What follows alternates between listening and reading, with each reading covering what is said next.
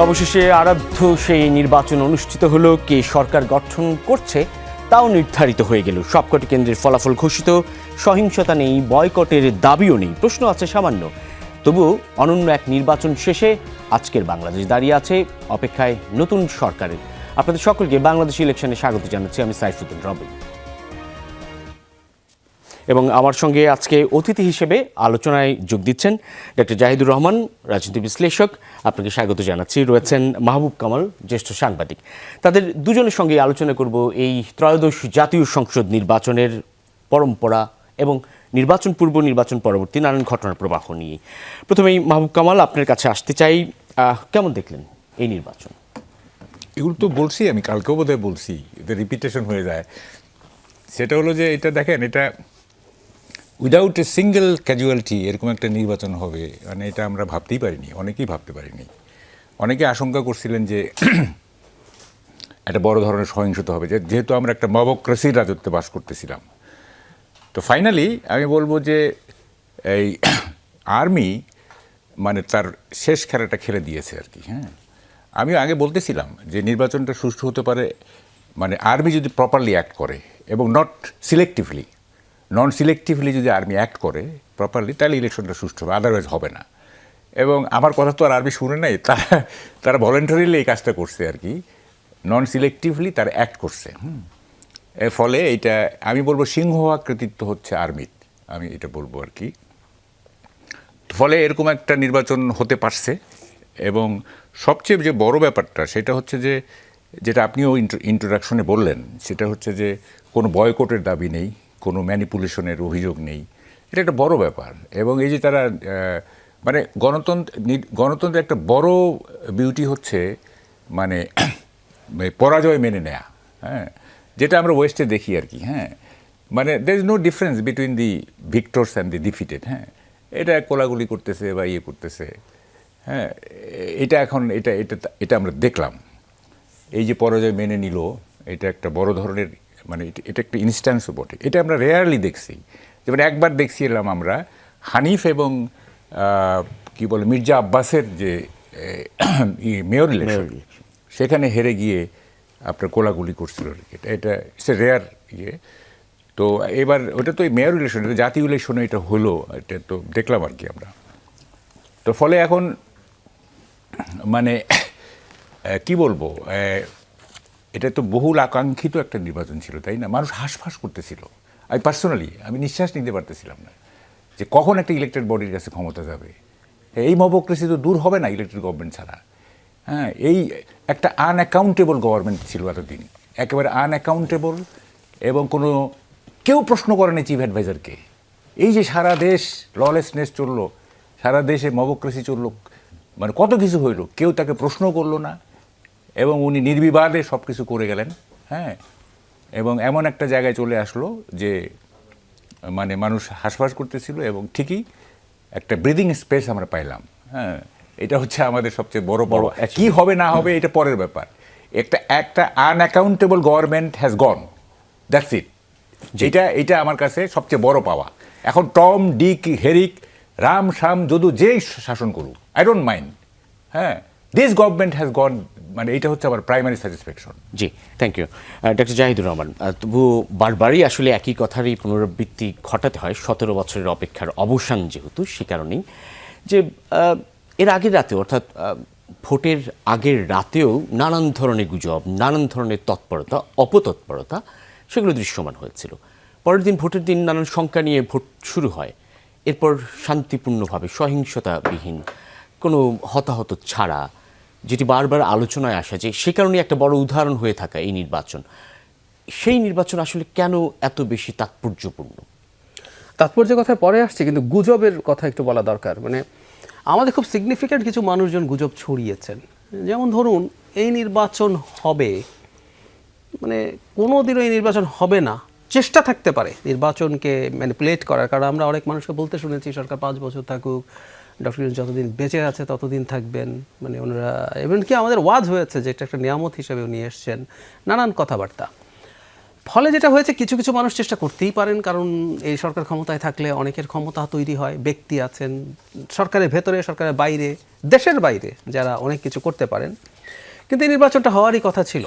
কিন্তু তারপরে যেটা, ইভেন নির্বাচন 7 দিন 10 দিন বাকি থাকার সময় যখন মনে হচ্ছিল যে দেশ একদম ক্লিয়ারলি নির্বাচনের দিকে এগিয়ে যাচ্ছে, তখনও দু একজন খুবই সিগনিফিক্যান্ট অপিনিয়ন মেকার এই ধরনের কথা বলার চেষ্টা করেছেন।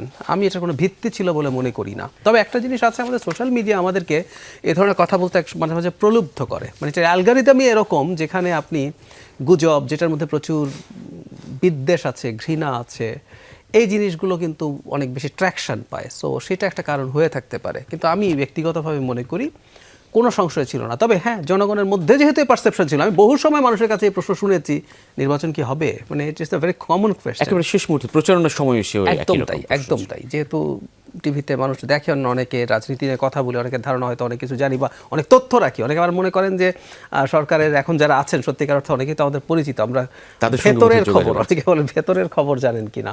সো এগুলো আছে। সো এই পারসেপশনটা শেষ হলো। এখন এই নির্বাচনটার গুরুত্বের কথা যেটা বলছেন, আমি মনে করি বাংলাদেশের ইতিহাসে, মানে প্রথম কথা হচ্ছে প্রত্যেকটা নির্বাচন গুরুত্বপূর্ণ গণতান্ত্রিক ব্যবস্থায়। আমরা গণতান্ত্রিক ব্যবস্থায় যখন থাকি, ওটাকে টিকিয়ে রাখার জন্য, ওটাকে ভাইব্রেন্ট রাখার জন্য ইলেকশন ইজ মাস্ট। আর আমাদের ক্ষেত্রে আমি ঠিক স্মরণ করতে পারবো না বাংলাদেশে এর চেয়ে বেশি গুরুত্বপূর্ণ নির্বাচন আর কখনো হয়েছে কিনা। ধরুন, প্রত্যেকটা স্বৈরাচারী ব্যবস্থার পতনের পর নির্বাচনকে এক্সট্রা গুরুত্ব দেওয়া যায়, কিন্তু 90-এর পরের নির্বাচন এরকম গুরুত্বপূর্ণ ছিল না। মাঝখানে যে আরেকটা ইন্টারিম ছিল, সেটার আগে সেই অর্থে স্বৈরাচারী সরকারও ছিল না। 90-এর পর কম গুরুত্বপূর্ণ কেন ছিল? 90-এ আমরা এখনকার মতো এত বিধ্বস্ত একটা রাষ্ট্র ব্যবস্থা ছিল না।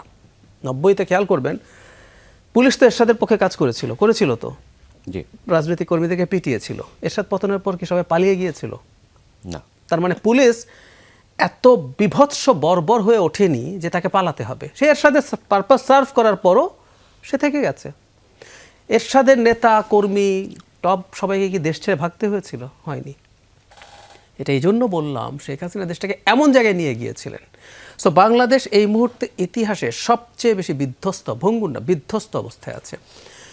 ইন্টারিম সরকার, আমি মাসুদ কামাল ভাইয়ের সাথে একটা জায়গায় মানে একেবারে একমত। আবার উনি যতটা টাফ, আমি এতটা টাফ নই, কিন্তু একমত হচ্ছে এই যে এই বিধ্বস্ত অবস্থাটাকে সরকার যতটা ভালো দিকে নেওয়ার চেষ্টা করতে পারত, অনেকগুলো ক্ষেত্রেই পারে নাই সেটা।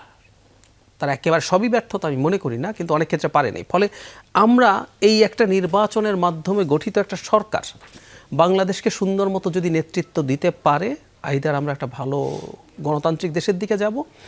আর যদি এটা না হয় ঠিকঠাক মতো, বিপ্লবোত্তর বা অভ্যুত্থান পরবর্তী সময়ে মিডল ইস্টে, ইজিপ্টে তো ইলেকশন হয়েছিল, শেষ পর্যন্ত সামরিক শাসন এসছে। তিউনিসিয়াতে ইলেকশন হয়েছিল, সব রাজনৈতিক দলগুলো ঝামেলা করতে করতে শেষে ওখানে আরেকজন স্বৈরাচার কাইস সাইদের উদ্ভব হয়েছে। লিবিয়াতে গৃহযুদ্ধ বেঁধে গেছে। সো এই কারণেই এটা এত গুরুত্বপূর্ণ। আমরা এখন পর্যন্ত স্টেপগুলো সুন্দরভাবে পার হয়েছি। পাওয়ার ট্রান্সফারটাও আশা করি ঠিকঠাক মতো হবে। এবং যেটা গুরুত্বপূর্ণ, বিরোধী যারা পরাজিত শক্তি এই নির্বাচনে, যদি আমি মনে করি জামাত যেভাবে পারফর্ম করেছে, ওকে পরাজিত বলাও ঠিক না, জামাতও বিজয়ী হয়েছে, তো তারাও যেহেতু নির্বাচনটা মেনে নিয়েছে, আমি আশা করি আমরা একটা সুন্দর দিকে এবার যাব। জি, মাহবুব কামাল, জামাত মেনে নিয়েছে। জামাত বলছে অর্থবহ একটি নির্বাচন হয়েছে সকলের স্বতঃস্ফূর্ত অংশগ্রহণের মধ্য দিয়ে। কিন্তু তারা নির্বাচনের দিনভর ইসিতে নানান ধরনের অভিযোগ নিয়ে গেছে, ভোট ব্যালট জালিয়াতি, এজেন্টদের বের করে দেয়া, যার পরিপ্রেক্ষিতে আজকের দিনের সকালবেলাতেও জামাতের তরফ থেকে বলা হয়েছে সকলকে ধৈর্য ধারণের আহ্বান জানিয়ে এবং 11 দলীয় জোটের আনুষ্ঠানিক কর্মসূচির জন্য অপেক্ষা করার আহ্বান জানাচ্ছে। এটা কি কেবল একটা রাজনৈতিক দল হিসেবে একটা কর্মসূচি দিতে হয় বলেই সেরকমটা দেয়ার, নাকি এর মধ্যে কোনো ধরনের শঙ্কার কারণ আছে? না, মানে একেবারে তো 100% বলা যাবে না। মানে প্রতিটা ক্ষেত্রেই আপনাকে মিনিমাম হলেও 2-1% ডাউট রাখতে হবে। মানে 100% বলতে তো কোনো কথা নাই। এবং একটা কথা আছে যে fools are always confident, they are determine to believe a lie, কিন্তু ইন্টেলিজেন্ট আর অলওয়েজ ডাউটফুল। তো এখন ধরেন যে একটা ডাউট থাকতে পারে। আর প্রথম কথা হচ্ছে যে বাংলাদেশ তো it's a land of conspiracy. এটা মানে conspiracy theory is the most popular theory in Bangladesh. হ্যাঁ, আপনি বললেই হলো যে একটা কিছু, এবং দেখবেন এটা ঝাঁপায় পড়বে সবাই। তো এখন আমি মনে করি না যে Shafiqur Rahman and hierarchy of Jamaat Islam is so insensible যে এটা এই অবস্থাটাকে ডিস্টেবিলাইজ করবে, এটা আমি মনে করি না। হ্যাঁ, বাট ইভেন দেন ধরেন যে মানে কনস্পিরেটরের তো অভাব নেই বাংলাদেশে, না? এটা কে কখন কোন দিক থেকে কি গুটি চালে, হ্যাঁ, এগুলি তো বলা যাবে না আর কি। তো আমরা এক্সপেক্ট করি যে এই কি বলে যে মৃদু প্রতিবাদ হইতেই পারে। যেমন ধরে যে 91-এ খুব হাস্যকরভাবে শেখ হাসিনা বলছিলেন যে সূক্ষ্ম কারচুপি হয়েছে। জি মাহবুব কামাল ভাই, আমরা আবার আসছি আপনার কাছে একটু। দর্শক, বিএনপি স্থায়ী কমিটির সদস্য সালাউদ্দিন আহমেদ কথা বলছেন গুলশানে দলের চেয়ারপারসনের কার্যালয়ের সামনে। আমরা সরাসরি তার বক্তব্যটা শুনে আসি। সনদ স্বাক্ষরিত হয়েছে, যার মধ্যে দিয়ে একটি রাজনৈতিক সমঝোতা হয়েছে। এটা একটি রাজনৈতিক সমঝোতার দলিল, তা অক্ষরে অক্ষরে পালন করা হবে। আমরা আশা করছি বাংলাদেশের এই জাতীয় সংসদ স্বাধীনতার পরে সবচাইতে বেশি আইন প্রণয়নকারী জাতীয় সংসদ হবে এবং সংবিধান সংশোধন করবে জন আকাঙ্ক্ষার ভিত্তিতে। আমাদের শহীদদের আকাঙ্ক্ষা অনুযায়ী, প্রত্যাশা অনুযায়ী, তরুণ প্রজন্মের প্রত্যাশা অনুযায়ী এই দেশকে আমরা মেধা নির্ভর, প্রযুক্তি নির্ভর এবং জ্ঞান নির্ভর রাষ্ট্র বিনির্মাণের জন্য আমরা সমগ্র দেশবাসীর সহযোগিতা চাই, গণমাধ্যমের সহযোগিতা চাই, সমাজের, রাষ্ট্রের সকল স্তরের যে যেখানে আছেন, সমাজের যারা দায়িত্ব পালন করছেন, রাষ্ট্রের বিভিন্ন স্তরে দায়িত্ব পালন করছেন, সকলের সহযোগিতা চাই একটি শক্তিশালী সাম্যের ভিত্তিতে মানবিক মর্যাদার এবং সুশাসন প্রতিষ্ঠার। আমরা তিনটি জিনিসকে সবচেয়ে বেশি গুরুত্ব দিচ্ছি: আইনের শাসন প্রতিষ্ঠা, দেশের অর্থনৈতিক সমৃদ্ধি এবং দুর্নীতি নির্মূল করা। ধন্যবাদ। শপথ কবে নাগাদ হবে? গেজেট নোটিফিকেশনের মাধ্যমে ফলাফল ঘোষণা করবেন এবং তারপর থেকে ক্ষণগণনা শুরু হবে সংসদ সদস্যদের শপথ নেয়ার বিষয়টি। সেটা সাংবিধানিকভাবেই হবে ইনশাআল্লাহ। বৈঠক আছে ভাই, আছে কি? One line in English.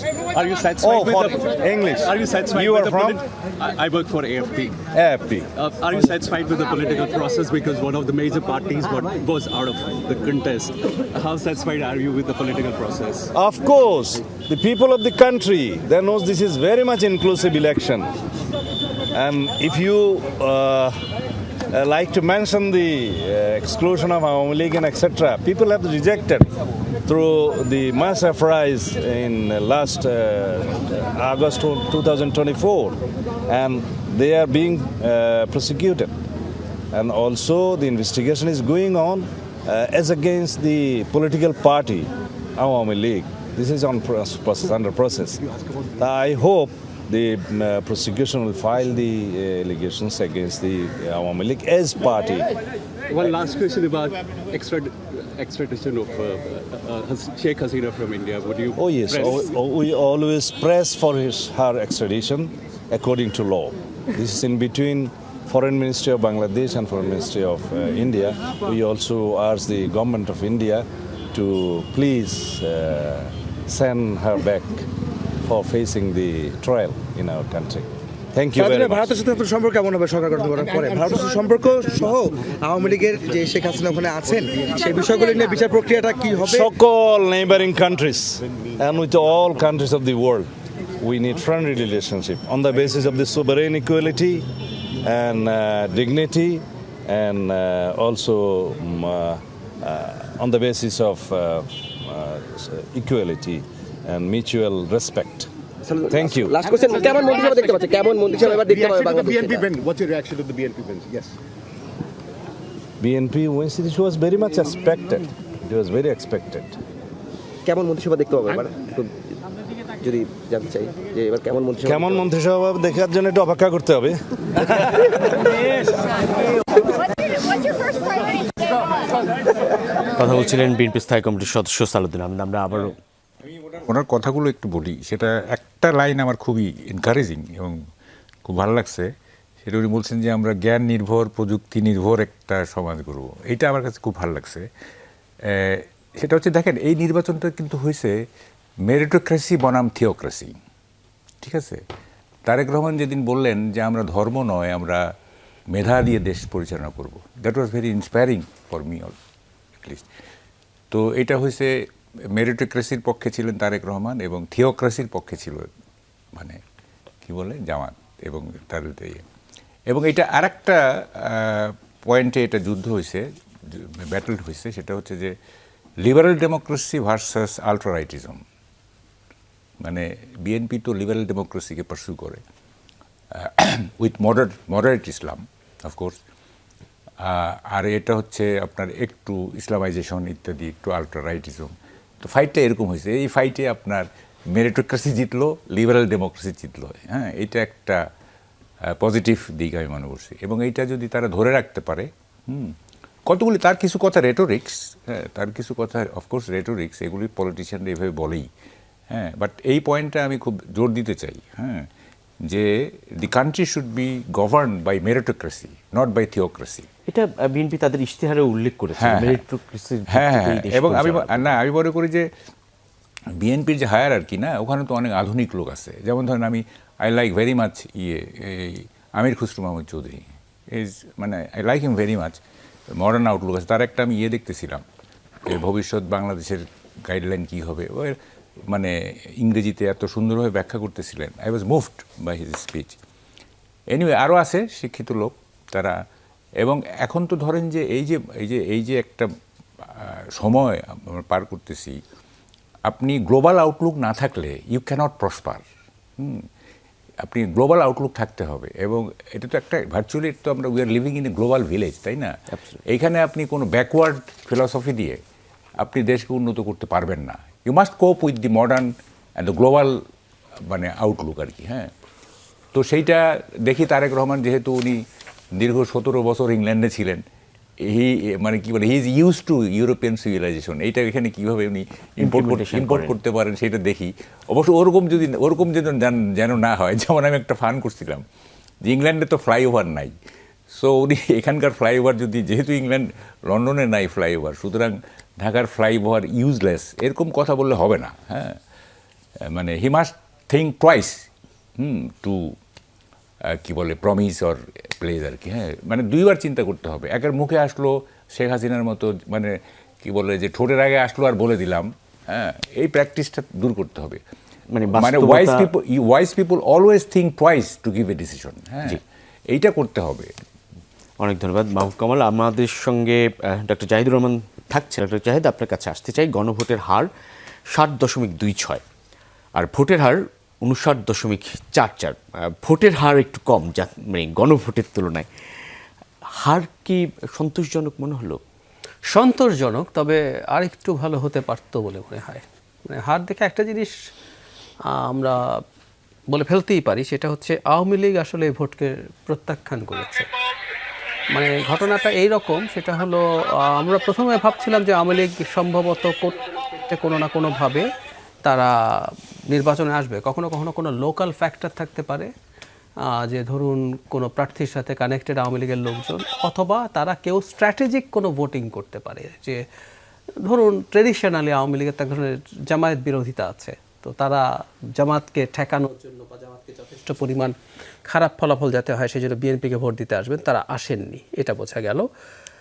যদি নাও আসে তারপরও আমার মনে হয় ভোটের পার্সেন্টেজ আরেকটু হতে পারত, কিন্তু সেটা হয়নি। সেই কারণে আওয়ামী লীগ না আসার ফলে যদি আমরা ওটাকে বাদ দিই, আমার হিসাব মতে অ্যারাউন্ড 20% ভোটার আওয়ামী লীগের আছে। সেটাকে যদি আমরা বিবেচনায় রাখি তাহলে উপস্থিতি খুব খারাপ না। হয়তো দলগুলো খুব চেষ্টা করলে আর একটু বাড়ানো যেত, বিশেষ করে বিএনপি। আমি ধারণা করি বিএনপির হার্ডকোর ভোটারদের মধ্যে একটা অংশ ভোট দিতে আসেনি, কারণ তারা এতই আত্মতৃপ্তিতে ভুগছিলেন। আমি বিএনপি দুজন ক্যান্ডিডেটের সাথে কথা বলেও দেখেছি যে তাদের কর্মীরা মানুষের বাড়ি যাচ্ছেন না, মানে ক্যাম্পেইনের জন্য যাচ্ছেন না, ভোটার নিয়ে আসার জন্য যাচ্ছেন না, কারণ তাদের ধারণা তারা জিতেই গেছেন। এই কারণে বেশ কিছু সিট বিএনপি কিন্তু কমও পেয়েছে বলে তাদের ধারণা এবং আমার নিজেরও ধারণা। সো এসব কারণে হয়েছে। বাট স্টিল ওই যে আমরা 91 যে রেফারেন্সটা টানি, যে সবচেয়ে গ্রহণযোগ্য নির্বাচন এবং একটা স্বৈরাচারী ব্যবস্থার পতনের পরের যে গ্রহণযোগ্য নির্বাচন, তাতে 55% ভোট হয়েছিল। যদি আমরা একটু যোগ করবো, ওই সময় যোগাযোগ ব্যবস্থা যেরকম ছিল, মানে চলাফেরার যোগাযোগ ব্যবস্থা, তারপরে এই অন্যান্য যোগাযোগের যে পরিস্থিতি ছিল, সেটার বিবেচনায় হয়তো এটা খুব খারাপ ছিল না। কিন্তু তারপর ওটার সাথে যদি তুলনা করি আমরা, যেখানে আওয়ামী লীগ নেই, এটা স্যাটিসফ্যাক্টরি। সেটার সঙ্গে কি খানিকটা শঙ্কা, অর্থাৎ সংঘর্ষ ঘটতে পারে, কি হয় না হয়, এরকম একটা প্লট তৈরি করার কোনো কিছু? আমি মনে করি না। প্লট তৈরির চেষ্টা ছিল। এটা করার জন্য যেটা করতে হয়, নির্বাচনের আগের রাতে বা 2-1 দিন আগে ধরে নানা রকম সংঘাত হতে দিতে হয়। বা ঘটাতে চান, যারা করতে চান, বা নির্বাচনের দিন সকালে করার চেষ্টা করা হয় কেন্দ্রের বাইরে একটা কিছু, কিন্তু একটা কেন্দ্রে ককটেল বিস্ফোরণ হয়েছে, একটা বা দুটো কেন্দ্রে, এর বাইরে কি মানে 45,000 কেন্দ্র আমাদের এখানে, ফর গডস সেক। সো ভয়ের কারণে যাবেন না, এই প্রেক্ষাপট পরিস্থিতি একেবারেই ছিল না। অনেক ধন্যবাদ। আমরা একটু কুমিল্লায় যেতে চাই। কুমিল্লায় আমাদের সহকর্মী আখলাকুস সাফা রয়েছেন, তার সঙ্গে রয়েছেন এনসিপির একজন প্রার্থী, বিজয়ী প্রার্থী অবশ্যই, হাসনাত আব্দুল্লাহ। আমরা সাফার কাছে যাই। সাফা, শুনতে পাচ্ছেন নিশ্চয়ই? সাইফুদ্দিন রবিন, আপনাকে ধন্যবাদ। কুমিল্লা 4 আসনের যিনি সংসদ সদস্য হতে যাচ্ছেন, এবং এই চেহারাটি এরই মধ্যে বাংলাদেশের সবাই চেনেন, এবং বিপুল ভোটে সবগুলো কেন্দ্রে, তাই না, সবগুলো কেন্দ্রে বিজয়ী হয়েছেন। এনসিপির দক্ষিণাঞ্চলের মুখপাত্র, আমরা কি বলি এটাকে, মুখ্য সংগঠক এনসিপির দক্ষিণাঞ্চলের। এই 11 দলীয় যে জামায়াতের সঙ্গে যে জোট, সেই জোট থেকে তিনি নির্বাচন করেছেন। তার যে প্রতিক্রিয়াটা, শুরুতেই অভিনন্দন। হ্যাঁ, লাইভে আছি আমরা এখন। অভিনন্দন আপনাকে। সেটি হচ্ছে যে এই যে জয়লাভ করলেন 116টি কেন্দ্রের সবগুলোতে, এই বিষয়ে বলবেন, ভোটারদের জন্য কি বলার আছে যারা ভোট দিয়েছেন? জেনারেশন জেড থেকে কেউ একজন নির্বাচিত হয়েছে, এবং আমরা যারা নির্বাচিত হয়েছি, জুলাই যারা আপনারা আমাদের সাথে ছিলেন সমর্থক হিসেবে, এবং সকল এস্টাবলিশমেন্টের বিরুদ্ধে গিয়ে আপনারা আমাদের পাশে ছিলেন, বিশেষ করে সাফা ভাই, আপনার কেমন লাগছে আগে আপনি এটা বলেন। আমাদেরকে সংসদে দেখতে আপনার কেমন লাগবে? না, আমি তো সাংবাদিকতা করছি, তো আমার আলাদা করে বলার কিছু নাই। এদেশের সবচেয়ে বেশিরভাগ মানুষ তারা যেটা পছন্দ করেছেন, আমরা সেটার সঙ্গেই আছি। Please carry on. সেটা হচ্ছে যে আসলে এটা বিজয় না, এটা আমাদের দায়িত্ব বেড়েছে, আমাদের দায়িত্বটা প্রাতিষ্ঠানিকীকরণ হয়েছে। আমাদের যে এতদিন একটা দায়িত্ব ছিল, আমরা একদম রাজপথ থেকে উঠে এসেছি, আমরা রাজপথ আমাদেরকে এখানে নিয়ে এসছে। তো আমাদের কিছু দায়িত্ব ছিল আমাদের রাজনীতির প্রতি, প্রতিষ্ঠানের প্রতি, জুলাইয়ের আহত এবং শহীদদের পরিবারের প্রতি, এবং ইনসাফের বাংলাদেশ প্রতিষ্ঠা করার জন্য আমাদের এতদিন দায়িত্ব ছিল, কিন্তু সেটার প্রাতিষ্ঠানিক কোনো স্বীকৃতি ছিল না। আজকে জনগণ প্রাতিষ্ঠানিকভাবে এই দায়িত্বটা আমাদের উপর অর্পণ করেছেন। তো সেটাকে বিজয় বা সেটাকে বিশেষভাবে উদ্বেলিত হওয়ার, বিশেষভাবে উচ্ছ্বসিত হওয়ার কিছু দেখছি না। সেটা হচ্ছে আরও দায়িত্বটাকে আমাদেরকে আরও বিনয়ের সাথে পালন করে যেতে হবে। যদি আমাদের বাংলাদেশের মানুষ যে আস্থা আমাদের উপরে রেখেছে, দেবিদ্বারের মানুষ যে আস্থা আমাদের উপরে রেখেছে, সেটা যদি কর্মের মধ্য দিয়ে আমরা সম্পাদন করতে পারি, তাহলেই সেটা হবে আমাদের আসলে মূলত বিজয়। ঠিক যে কর্মগুলোর কথা বলছিলেন, সেই কর্মের মধ্যে প্রায়োরিটি কর্ম কোনগুলো হবে স্পেসিফিকলি কুমিল্লা 4-এর জন্য এবং সমগ্র দেশের জন্য? পার্লামেন্টে একটা বড় ভূমিকার জায়গাও তো আছে।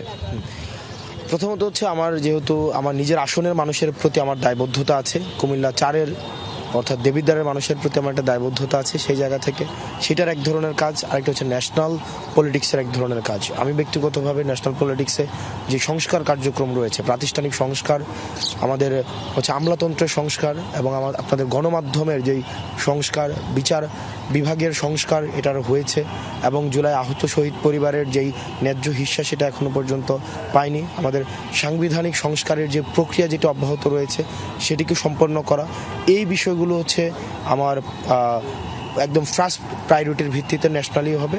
আর দেবিদ্বারের জন্য আমি যে বিষয়গুলো, দেবিদ্বারের সর্বপ্রথম সবচেয়ে বাজে অবস্থা হচ্ছে অবকাঠামোগত জায়গা থেকে দেবিদ্বার অনেক পিছিয়ে আছে। দেবিদ্বারের প্রতিটি রাস্তা দেবিদ্বারের খারাপ, দেবিদ্বারের শিক্ষা খাতে অনেক বেশি পিছিয়ে গিয়েছে, স্বাস্থ্য খাতে অনেক বেশি পিছিয়ে গিয়েছে।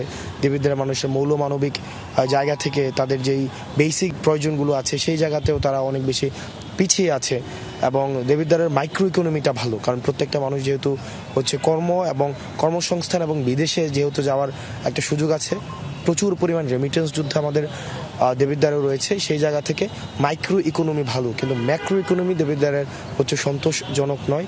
সেই জায়গা থেকে আমার প্রায়োরিটির ভিত্তিতে প্রথম অবকাঠামো, দ্বিতীয়ত শিক্ষাক্ষেত্রে, তৃতীয়ত স্বাস্থ্য এবং কর্মসংস্থানের এই জায়গাগুলোতে নিয়ে কাজ করা, এবং মাদক এবং সন্ত্রাসের যেই কার্যক্রমগুলো রয়েছে সেগুলোকে কমিয়ে নিয়ে আসাটাই আমার প্রাধান্য পাবে।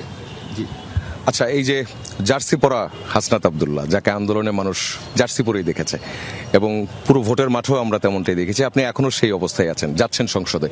এই সংসদে বিরোধী দলের ভূমিকাটা কেমন হবে? আগের সংসদগুলোর চেয়ে এই সংসদ কতটা আলাদা হবে? দেখেন, এখানে বিরোধী দলের স্বার্থেই বিরোধিতা করা বা এই বিষয়গুলো নিয়ে, এবারে সংসদ হবে ইনসাফের সংসদ।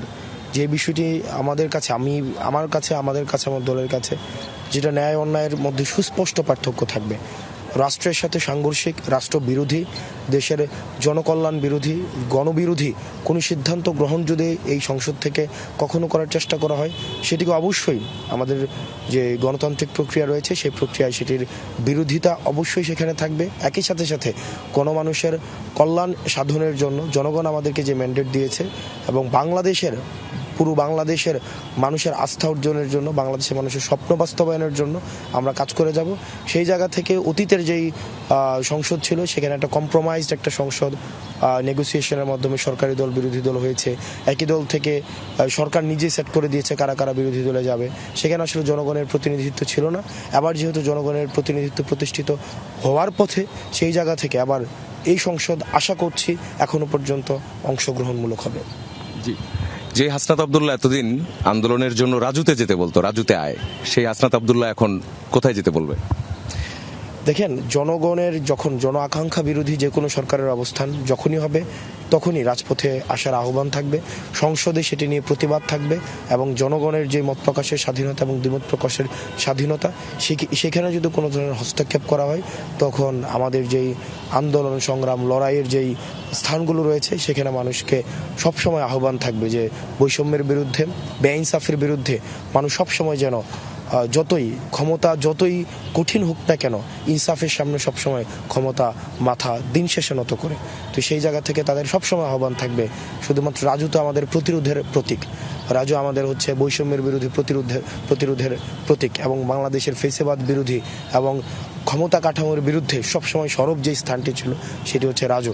তো সিম্বলিকভাবে বাংলাদেশের প্রচুর স্থান রয়েছে এরকম যেখান থেকে লড়াই সংগ্রাম উঠে এসেছে, প্রত্যেকটি জায়গাতেই সরব উপস্থিতি এবং অবস্থান এবং আহ্বান সবসময় থাকবে। হাসনাত আব্দুল্লাহ সেটা তো বললেন না, বলেন না। না, আমি বলেছি আপনি তো আমাদের হচ্ছে জেনারেশন। না, আমি বলেছি সবচেয়ে বেশি মানুষ যেটা পছন্দ করে আমরাও সেটা পছন্দ করি, সেটাই হচ্ছে বিষয়। আপনাকে ধন্যবাদ সাইফুদ্দিন রবিন, আপনি শুনছিলেন। ফিরে যাচ্ছি স্টুডিওতে।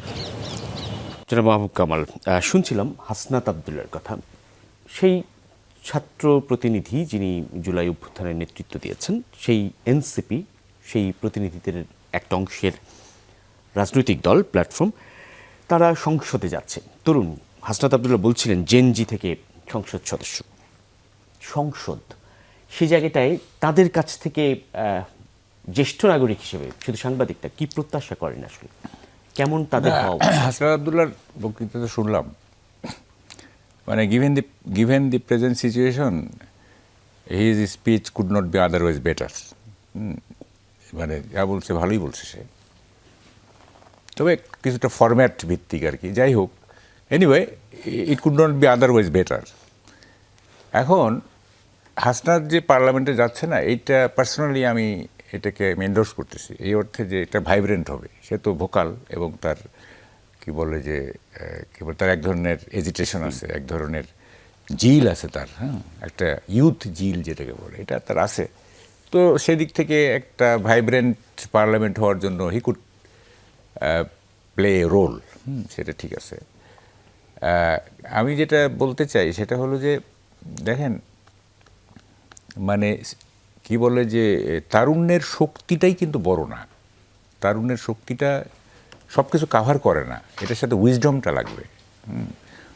মানে শক্তির সঙ্গে যদি আপনি উইজডম যোগ করতে না পারেন তাহলে দ্যাট কুড লিড টু মানে ইট কুড বি মিসলিডিং আর কি।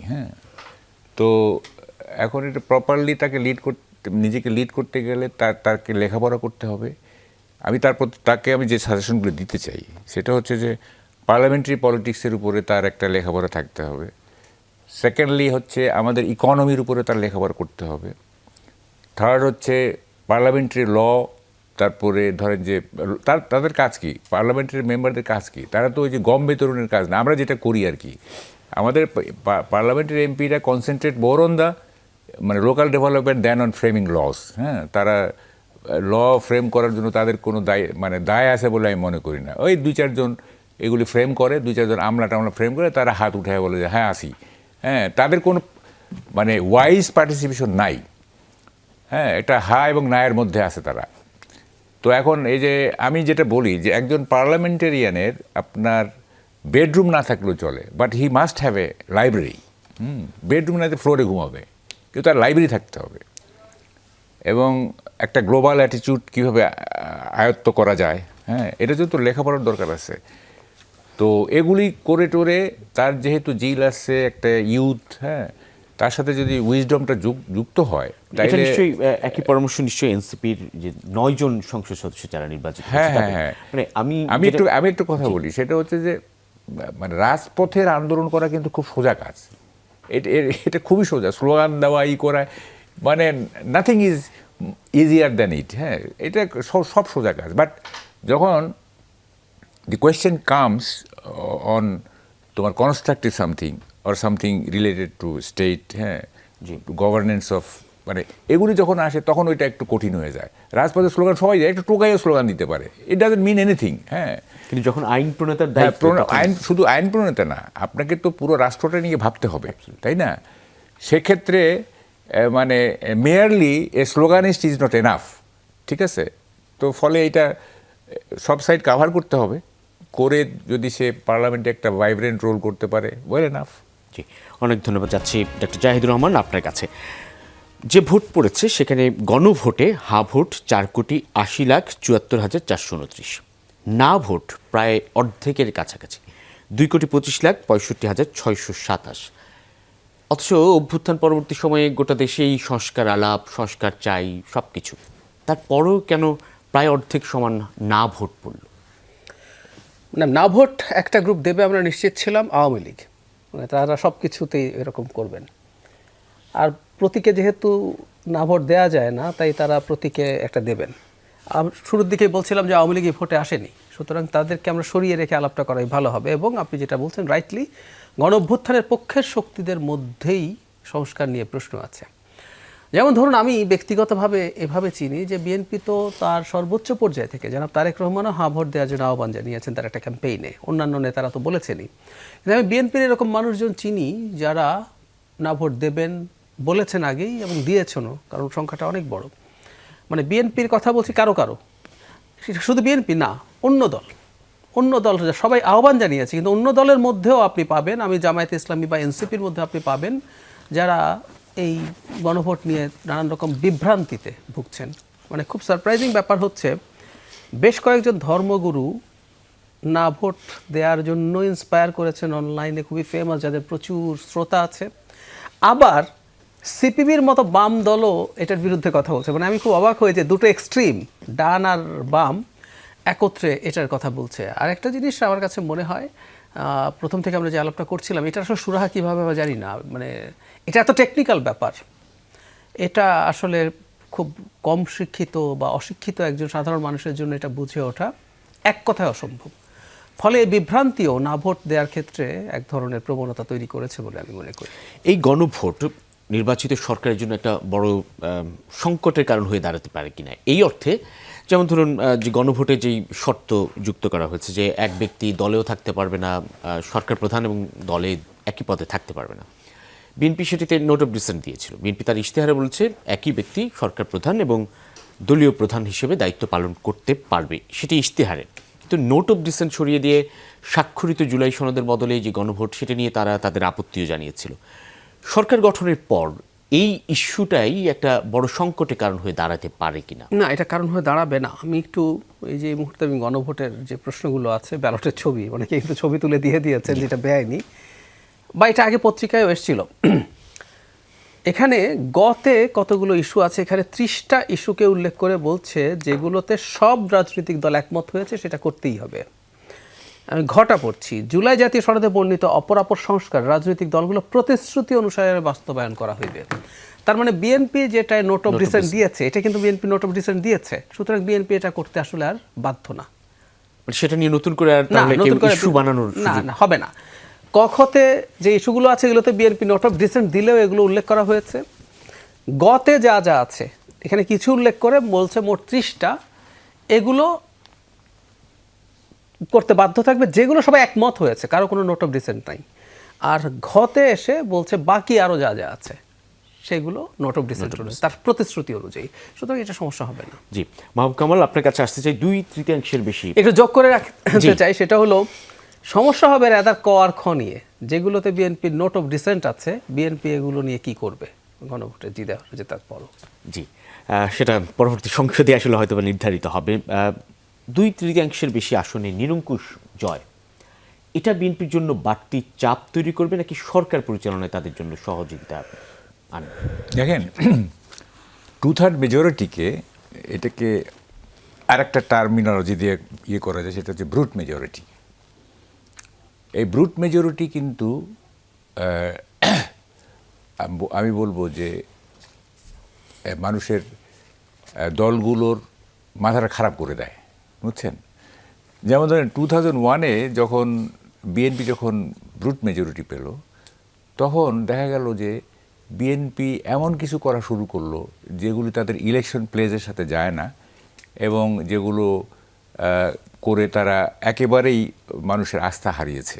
অনেক কাজ, যেমন ধরেন যে জঙ্গিবাদকে প্রশ্রয় দেওয়া, মাইনরিটি ক্লিনজিং, তারপরে নানা রকম করছে। এটা কি তখন হয় কি, পুরো দেশ তো আমার, পুরো দেশ আমার, সুতরাং আমি যা করবো তাই।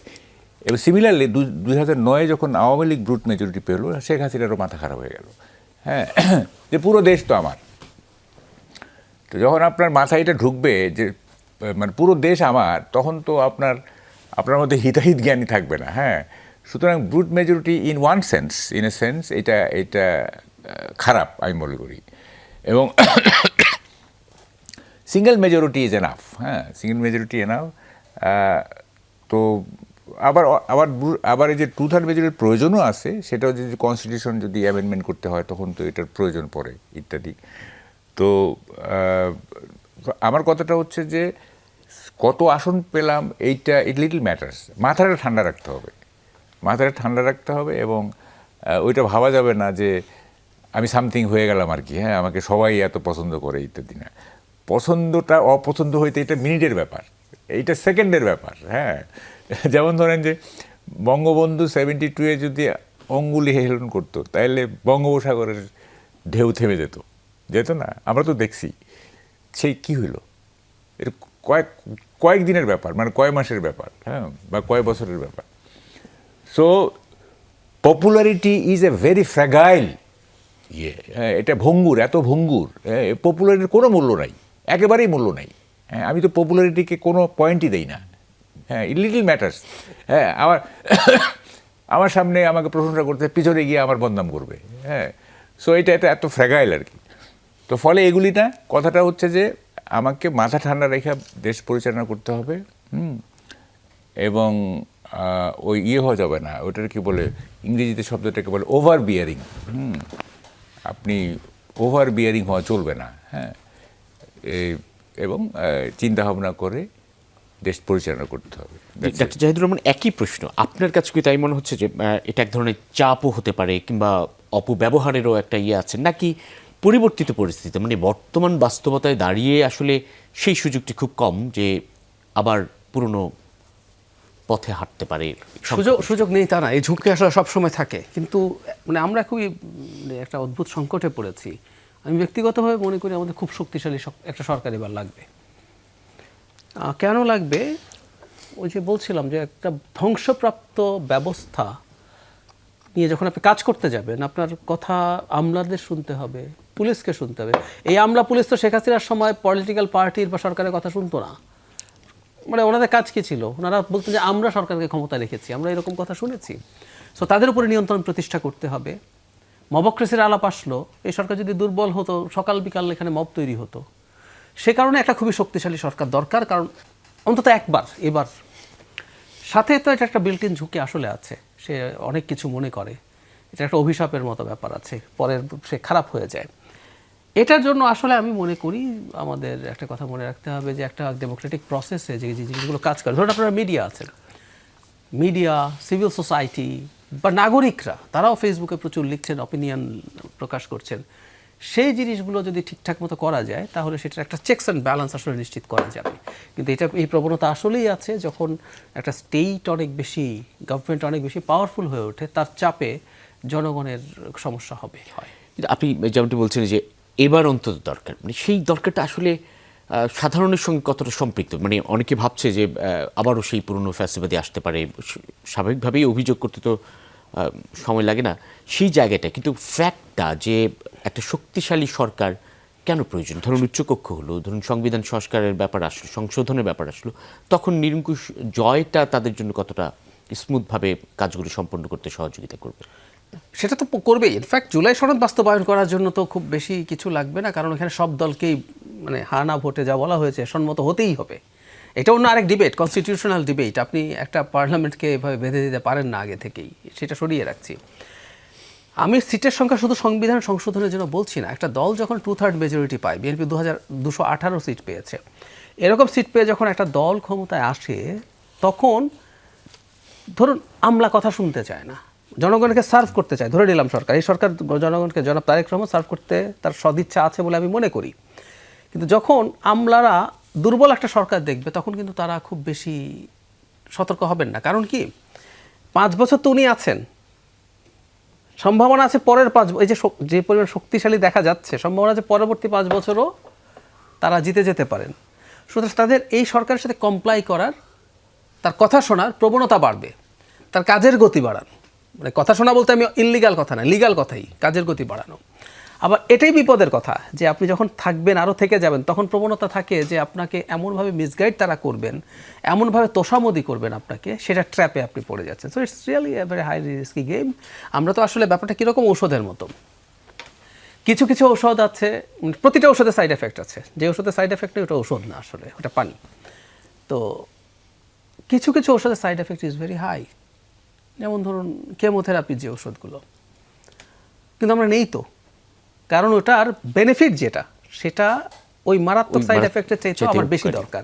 সো একই রকম পরিস্থিতি আর কি আমাদের। জি, অনেক ধন্যবাদ। আলোচনা হবে আরও 1 ঘন্টা, নিচ্ছি এই ঘন্টার জন্য বিরতি, ফিরছি।